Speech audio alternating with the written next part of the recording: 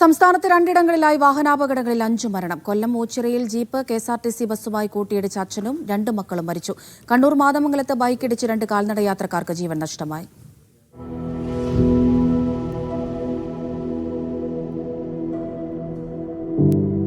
തേവലക്കര സ്വദേശി പ്രിൻസ് തോമസും കുടുംബവും സഞ്ചരിച്ച ഥാർ ജീപ്പ് രാവിലെ 6:30യോടെയാണ് വലിയ കുളങ്ങരയിൽ വെച്ച് അപകടത്തിൽപ്പെട്ടത്.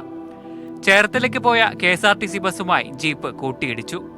പ്രിൻസ്, മക്കളായ അതുൽ, അൽക്ക എന്നിവർ സംഭവസ്ഥലത്ത് വെച്ച് തന്നെ മരിച്ചു. പ്രിൻസിന്റെ ഭാര്യ വിന്ധ്യ സൂസൻ, മകൾ ഐശ്വര്യ എന്നിവർ ചികിത്സയിലാണ്. നെടുമ്പാശ്ശേരി വിമാനത്താവളത്തിൽ ബന്ധുവിനെ ആക്കിയ ശേഷം തിരികെ വരുമ്പോഴായിരുന്നു അപകടം. ATMന്റെ ഫ്രണ്ടിൽ വെച്ച് റോഡിൽ കിടന്ന് കറങ്ങി അടിച്ചേച്ച് വന്ന് ഈ താറ് വന്ന് അതിലിടിക്കുന്നത്. ഇടിച്ചു കയറി അപ്പോഴേ ഒരു പെങ്കൊച്ചു വെളി ചാടി ഗ്ലാസ്സിൽ കൂടെ. പിന്നെ ബസ്സിൽ നിന്നൊരു ചേച്ചി ചാടി. ആ ചേച്ചിയുടെ കാര്യം കഷ്ടമാണ്. ഡ്രൈവറും കണ്ടക്ടറും നിന്ന് കരയുക കിടന്നു. അവത്തെങ്ങൾ എന്ത് ചെയ്യാനൊക്കും? കണ്ണൂർ മാതമംഗലത്ത് വെച്ച ബൈക്കിടിച്ച് കാൽനട യാത്രക്കാരായ എരമം ഉള്ളൂരിലെ വിജയൻ, രതീഷ് എന്നിവരാണ് മരിച്ചത്. ബൈക്ക് ഓടിച്ച Sreethul Pariyaram government medical college ആശുപത്രിയിൽ ചികിത്സയിലാണ്.